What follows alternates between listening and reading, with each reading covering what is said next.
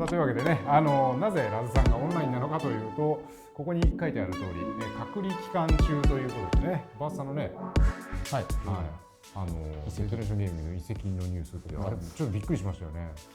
なんか他のチームのユニフォームの姿が全然想像できないですよね。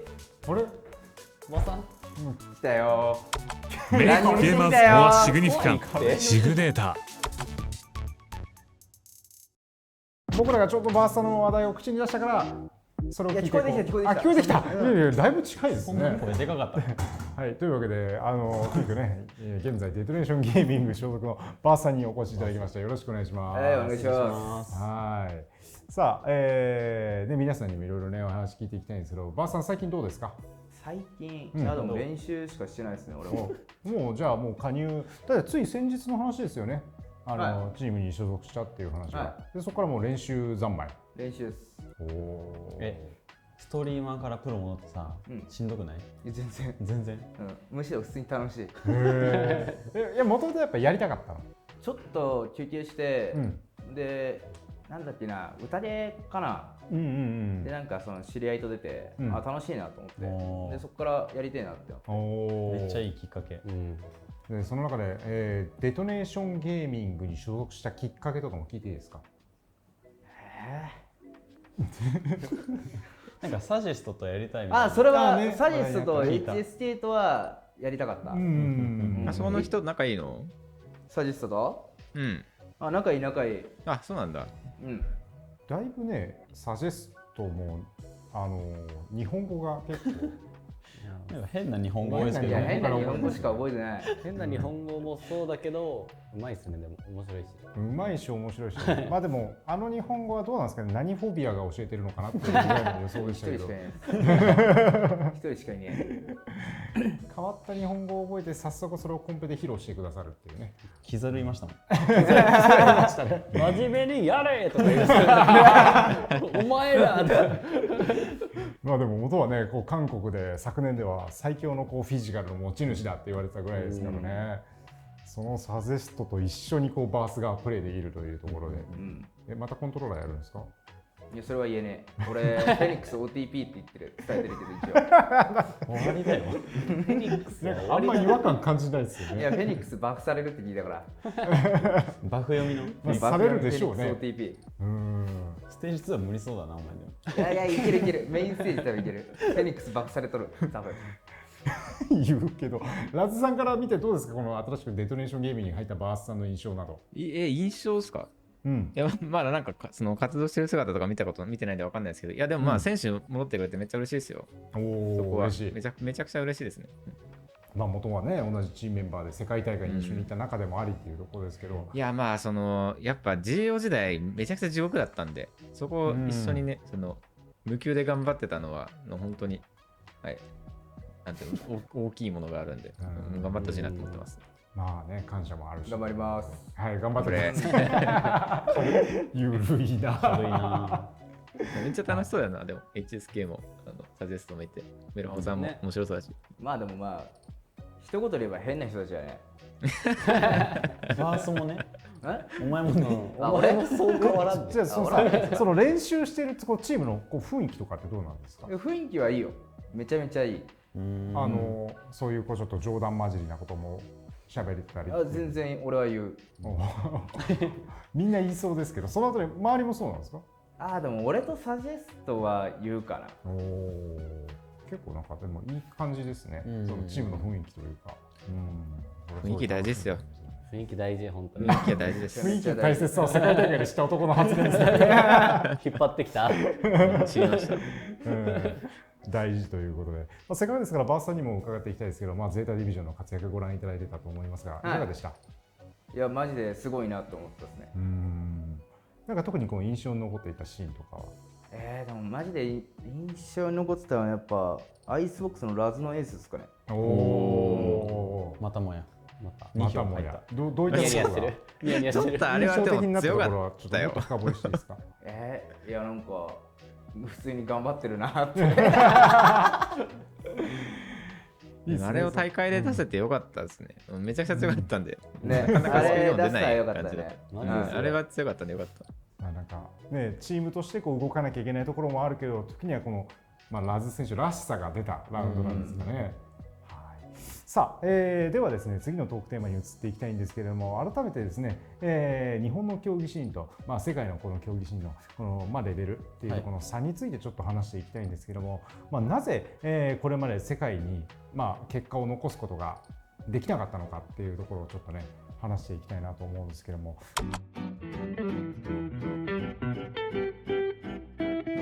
こはじゃあ熱さんから伺っていきましょう。張本人みたいな世界に行けた強さっていうのは間違いなくあったんですけど、それでもやっぱりこう世界の壁の高さを痛感したのが2021年だったと私は思うんですね。そのあたりはどうお考えですか？なんですかね、ゼータの試合とか雰囲気見て思ったのが、なんかもちろんプロだし日本代表なんで勝つことだけになんか集中しすぎて、前の自分たちが、でなんかあんまり楽しめて試合できなかったから、なんか硬くなってたり、なんか思い切ったプレーができなくて、なんか日本でやってたようないいプレーが出なくて、流れつかめずに負けたのがあるかなっていうのは感じましたね、ゼータの試合見てて。でもそれこそそのクレイジーラクーンに関しても、その昨年では、ギャンビットにこう大敗を喫して、その後ハバンリバティに勝って、その後ではギャンビットはかなりいい試合をこうしてこう一矢報いたっていう内容になってたと思うんですけど、あの時は結構こう雰囲気的にも高まったんじゃないですか？あの時は良かったですね。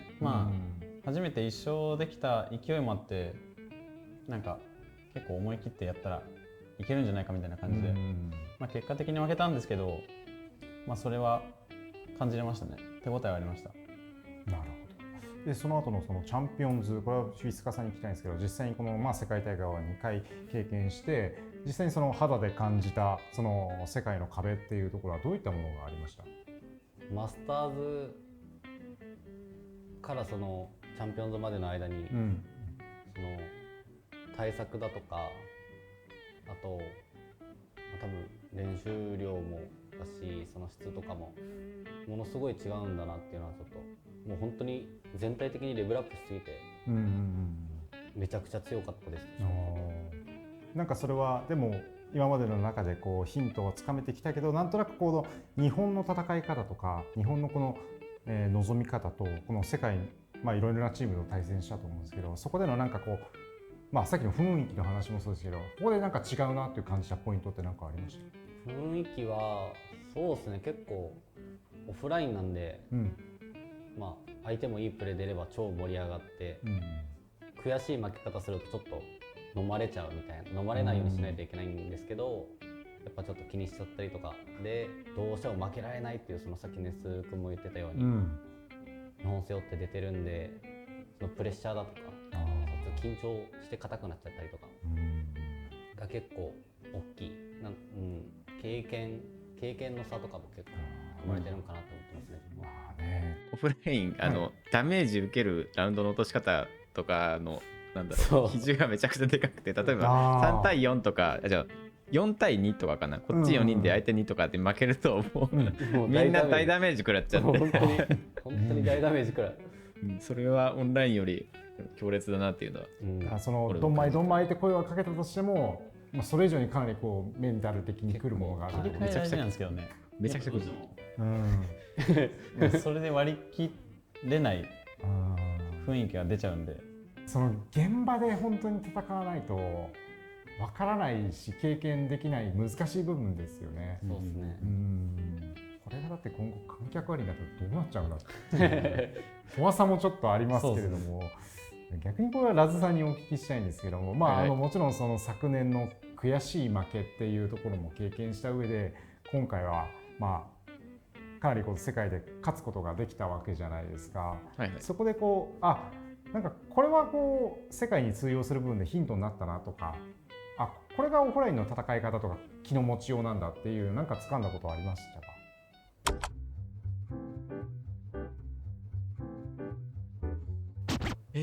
そうですね、結構そのまずヨーロッパのレベルの話をすると、はい、個人技がすんごい高くて、でかつみんなすごいチームプレーに徹してるんで、なんか個人技表に出さないけど持ってるものが強くって、そのアジア式のちょっと甘いピーク狙ったりっていうのを全部狩られるイメージがあって、でなんかそのかつチームプレーもすごいしっかりしてて、なんかもうチームごとに戦い方全然違うんですよ。で戦い方が全然違うのにそれぞれがすごい強み持ってて、もうなんか戦略の幅がおかしくて、でそういう中で毎日切磋琢磨してると、まあこれは強くなるだろうなっていうのは思いましたね。でもそこを近づけるというか、そこに対して何が通用したかっていうと、結構もう自分たちが考えてきたセットアップというか戦い方ですね。もうなんかこっちで練り上げてきた戦い方をぶつける時に通用するっていう、通用するものは通用するっていう感じがしましたね。なんかパワーでイケイケゴーゴーしても向こうの個人技高くて結構いかれちゃう感じがあって、なるほどね。もう いかにチームプレーというか、そのチームで戦う戦略を練っておくかっていうのは感じました。だからもう良いものが通れば、まあ、それを現場でアレンジしたり、それをこう突き詰めて攻めていくけど、逆にこう通用しなかったものがあれば、まあ、それはもう次のラウンド以降は出さないよっていう感じになるから、どれだけこう自分たちが自信を持って臨めるこの、まあ、戦術を用意しているかっていうのが結構今回は大事だったってことですね。そうですね、結構今まで以上に感じたかな。本当に自分たちの戦い方を突き詰めというか、もう押し出さないと全部飲み込まれちゃうなっていう感じですね。確かに今年の VCT 競技シーンはかなりこの昨年以上に各チームでこう割と特徴が出た大会だなっていうのを私目線では少し感じていましたけれども、例えばそのクレイジーラクーンであったら、まあ、徹底的にこの自分たちの得意なリテイクの形を取りながら、まあ、その中でもなんとなくやりたいことがすごく見えてくる、ワンピックをうまく取りに行くとか、そのマンチキンをちゃんとこう前に出していく動きだとかっていうところもありましたし、まあ、ゼータディビジョンもかなりそういった意味では徹底してましたよね。しかもDRX 戦とかはね、むちゃくちゃ刺さってたじゃないですか。いや、あれは気持ちよかったですね。あれもちゃんと一緒にボコボコにされて、あれはもう割と手も足も出ないぐらい強かったんで、あれ見て話し合って、この戦い方にはこういう戦い方が合うんじゃないかっていうのを組み上げて、まあ、練習で通しつつ、まあ、その完成度を上げて実際 DRX 戦にぶつけて、まあ、通用してっていう感じですね。さあ続いてはちょっと最近のバロラントの話もしていきましょうか。まあ、ちょうどね、皆さんも先行体験も済んで、まあ、すでに実装されていますけれども、新エージェントのフェイド、結構ね巷では、まあ、ちょっと難しいんじゃないかっていう意見もあれば、いやめちゃくちゃこれ強いんじゃないかとかいろいろな言われ方をしていると思いますけれども、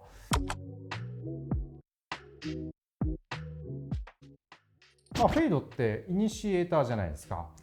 これってどうなんですかね。今までイニシエーターのマークといえば、まあ索敵系でいくと相場かスカイ、ただその代わりとして入るかどうかっていうところに関しては、索敵できるんですけど、他のスキルとのシナジーが強いキャラだと思ってて、なんか相場だったらドローンだけでも強いじゃないですか。そうですね。なんかフェイドはそうじゃないかなと思って、ハウントでしたっけ、いいスキル。まだね名前ちゃんと覚えてないんだよな。顔が出てくるやつ、目が出てくる。あれもあれだけで使うとあんまり強そうじゃないんで、まあスカイとか最初使われなかったのもそうなんですけど、まだ俺は追いつけてないですね、フェイドの強さに。まだ、なるほど。多分何かと、例えばレイズのグレーだとか仲間と合わせるプレイは強いんですけど、リテイクだとか、ただその相場みたいにその確定的なことができないので、代わりになるのかはちょっと分かんないんですけど、そうですね、情報量があんまりないよね。取り方が違うか。オペ対策とかね、それこそ相場でできるけど、フェイドだとちょっとね。そうですね。ちょっと不安にはなりますね。なんか相場でドローン流しても、流したらもういないって分かるじゃないですか、絶対に。フェイドとちょっと不安になりながら出ないといけないんで確かにそうか。ちょっと信用しきれないんで、そうですね、これ自分の意見。バスさんは？俺も一緒かな。相場の代わりにはならないかな。なるほどね。ポジション的にはじゃあスカイと比べるとまだ近いのかな。まあちょっと属性違いますけど。いやでもスカイの代わりにもならなくとフェード入るんだったら相場かスカイどっちか入れたいなって。ああなるほどね、どっちかと組み合わせないとちょっとこう、まあ索敵役としておくにはまだちょっとフェードは難しい難しいかな。索敵力は多分劣りますね。劣る。そうまあちょっと触った感じだとまあみんな言ってる通り相場の代わりっていうのにならなそうだけど、その KO とかブリッジ枠でそのスキル出して自分で突っ込むみたいなのではまあ使えるのかなっていう、まあ、スカイと KO の代わりに入れてもいいかなぐらいですかね。ブリーズとかはダメそうで狭い枠ちょっと強そうかな。そうそうそう。なんかヘイブンも結構やられて面倒くさかったですけどね。ヘイブンとか初めてマップ外にエイムすることがあるんでなんか変な感じしますよね。今まで B サイトとかもあんな上を見ることなかったね守りですごい上を見ないと索敵されちゃうんだよね。そうなんですよね。そう最初は全然慣れないですね。まだ慣れてないですね。新しいエージェントだからこそねちょっと難しいところありますよね。でも面白いですよね、新しいキャラは幅が広がるんで楽しみ。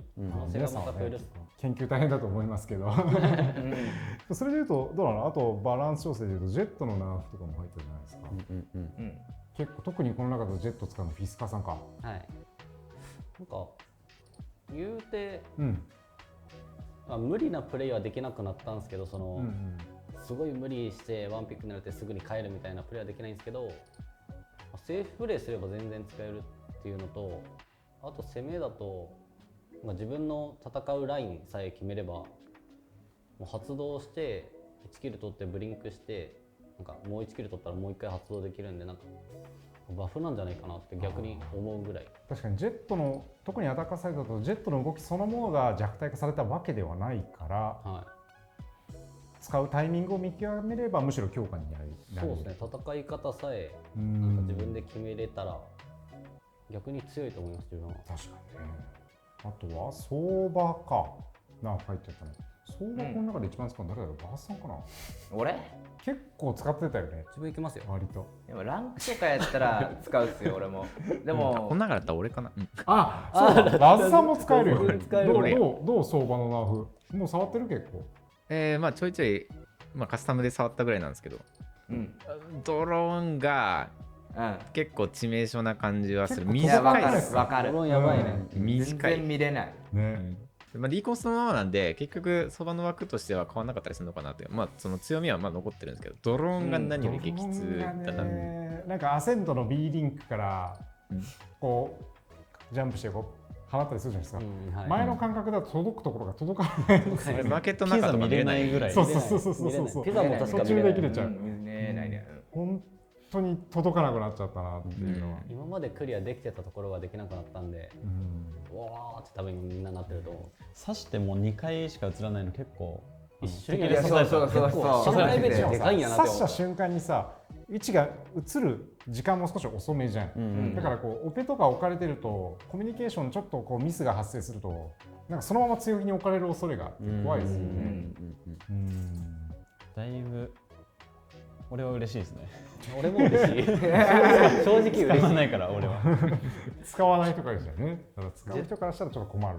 一番嫌だはバロラントでそばが。あ、そばなんだ。1v1 とか無理じゃないですか。強すぎる。確かに。どの刺されたら折れてたら。マジで嫌だった。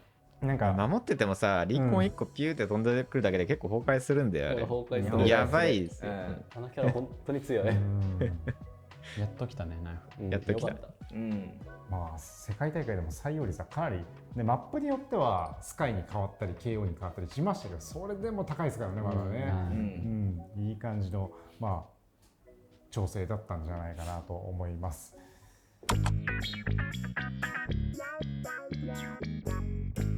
さあというわけでね、続いてのテーマですが、こういったね改まった場だからこそ、こういうメンバーで集まる、すでに結構面白いメンバーが今すでに集まってるなと思うんですけども、こういうメンバーで集まってるからこそ、他の、皆さんに対して何かこう言いたいこととか聞きたいこととか何かありませんか？見えますか？見えますか？見えます見えます。全然大丈夫ですか？はい、全然もう好きなように話していただきたいんですけど、誰から行こうかな。バースさんから行きましょうか。今回の大会のキャラ使用率、フェニックス今回も 0% だったけど、確かにね。いや一応予選では削りとか出して。ああ出してた。でもまあなんかレイキャビック何？あれ？誰だ？